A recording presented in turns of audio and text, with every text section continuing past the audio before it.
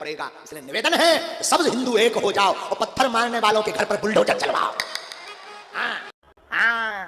आइए आइए, बस बस बस, छूना नहीं है, मैं अछूत आदमी ना छू।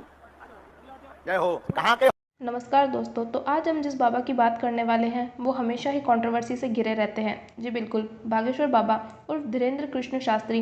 ये सोशल मीडिया पर अपने दिव्य दरबार और चमत्कारों के कारण हमेशा छाए रहते हैं। इतना ही नहीं फ्रेंड्स, ये समस्याओं से छुटकारा पाने के लिए उपाय भी बताते हैं और इनकी लाखों में फ़ैन फॉलोइंग है जो इनकी एक झलक पाने के लिए घंटों इंतज़ार करने को तैयार रहती है।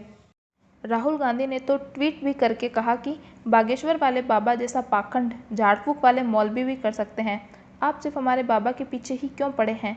क्या इस देश में हिंदू अब बिना रोक टोक के मूर्ख भी नहीं बन सकता? इतना ही नहीं, इन्होंने यह भी कहा कि हिंदुओं अपने हाथों में हथियार उठा लो। अब आप खुद ही सोचिए, अगर हम सब लोग अपने हाथों में हथियार उठाने लग गए तो लॉ एंड ऑर्डर्स का तो क्या ही होगा। पड़ेगा। इसलिए निवेदन है कि सब हिंदू एक हो जाओ और पत्थर मारने वालों के घर पर बुलडोजर चलवाओ।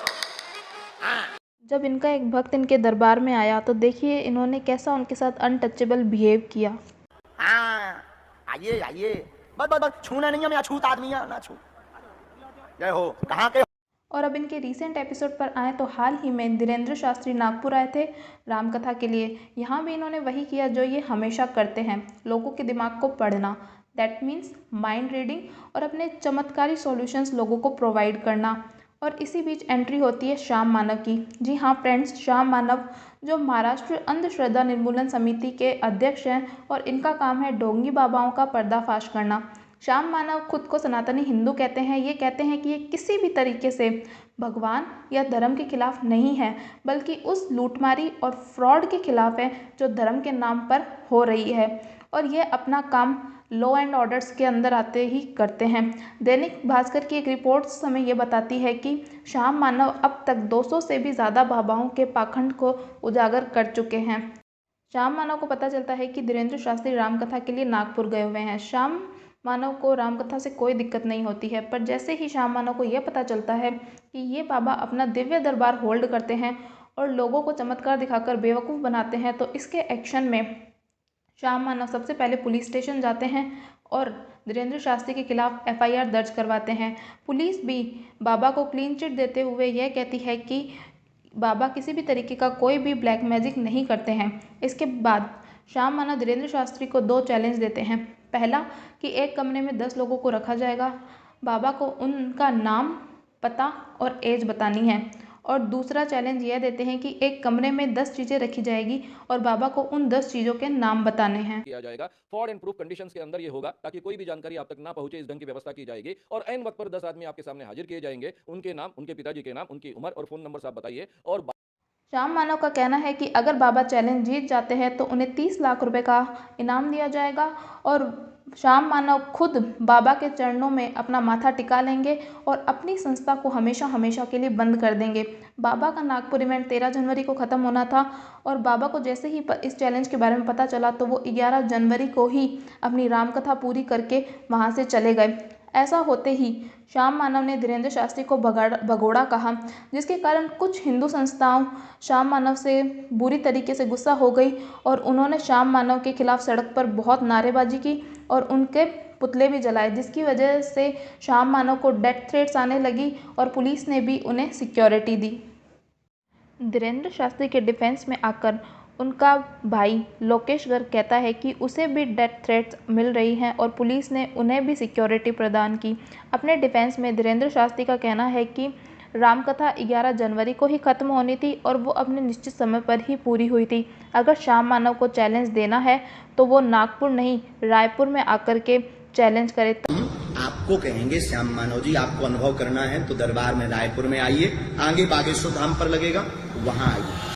जेम्स रैंडी जो एक मोस्ट फेमस मैजिशियन है और उनकी ट्रिक्स के सामने बाबा की ट्रिक्स तो कुछ भी नहीं है। बस फ़र्क इतना है कि जेम्स इन ट्रिक्स का यूज़ लोगों को एंटरटेन करने के लिए करते हैं और ये बाबा इन ट्रिक्स का यूज़ लोगों को मूर्ख बनाने के लिए करते हैं। सुहानी शाह जो एक माइंड रीडर है, उनका भी यही कहना है कि ये बस एक कला है, एक ट्रिक है जिससे हम लोगों का दिमाग पढ़ सकते हैं और वो अपने दिमाग में क्या सोच रहे हैं इसके बारे में हम बता सकते हैं।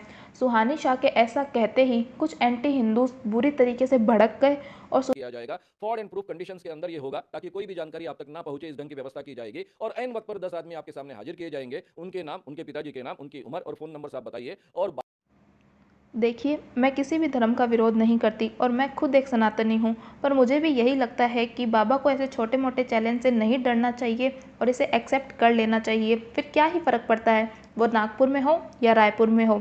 इसी बीच स्वामी अभिमुक्ति शंकराचार्य ने कहा है कि अगर ऐसा कोई चमत्कारी पुरुष है तो वो दंगे फसाद को रोक दे, जो धर्मांतरण हो रहा है उसे रोक दे, रेप रोक दे और लोगों के घरों में पता नहीं कितने ही तरीके के झगड़े होते हैं उसे अपने चमत्कारों से रोक दे।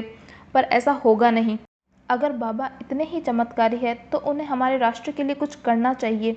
दुश्मन देश में चल रही खुफिया जानकारी का पता लगाने के लिए भारत की पूरी तरीके से मदद करनी चाहिए, बट वो ऐसा कुछ करेंगे नहीं क्योंकि ये पॉसिबल ही नहीं है। देखिए फ्रेंड्स, आज सभी की लाइफ में कुछ ना कुछ प्रॉब्लम्स है। किसी को डिप्रेशन है, किसी को फैमिली प्रॉब्लम्स है।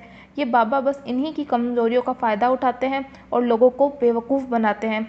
फ्रेंड्स, ये कोई चमत्कार नहीं होता है, बस कुछ ट्रिक्स होती हैं जिनका यूज़ करके लोगों का माइंड रीड किया जाता है। सो फ्रेंड्स, इस बारे में आपकी क्या विचार है, कमेंट करके ज़रूर बताइए और हमारे चैनल को लाइक और सब्सक्राइब करना बिल्कुल ना भूलें और ऐसे ही इंफॉर्मेशनल वीडियोस को देखने के लिए बेल आइकन को प्रेस ज़रूर करें। सो अभी के लिए बाय और take care guys. So friends, इस बारे में आपकी क्या विचार है, कमेंट करके ज़रूर बताइए और हमारे चैनल को लाइक और सब्सक्राइब करना बिल्कुल ना भूलें और ऐसे ही इंफॉर्मेशनल वीडियोस को देखने के लिए बेल आइकन को प्रेस ज़रूर करें। सो अभी के लिए बाय और टेक केयर गाइस। बिल्कुल सही कहा, कितने ही लोग ऐसे चमत्कार देखकर मूर्ख बन रहे हैं और राजनेता भी इसका फुल फ़ायदा उठा रहे हैं। तो आइए इस वीडियो से इन बाबाओं और इनके फिनोमा को समझने की कोशिश करते हैं, पर उससे पहले आप हमारे चैनल को सब्सक्राइब करना बिल्कुल भी ना भूलें। अगर बागेश्वर बाबा की बात करें तो इसके पीछे जो इंसान है वो है धीरेन्द्र शास्त्री, जो मध्य प्रदेश के एक छोटे से गाँव से आते हैं और कुछ रिपोर्ट्स के अनुसार इनका पूरा नाम है धीरेन्द्र कृष्ण गर्ग और इनकी उम्र केवल 26 साल है। तो अब आप खुद ही सोच सकते हैं कि इतनी छोटी सी उम्र में कैसे ये बाबा बने, कैसे ये।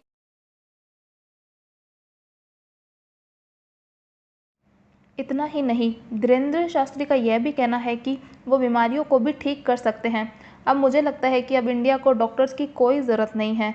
अब सभी डॉक्टर्स को छुट्टी लेके अपने घर बैठ जाना चाहिए। पर चिंता मत कीजिए, ऐसा कुछ होगा नहीं क्योंकि यह सब कुछ एक फ्रॉड है।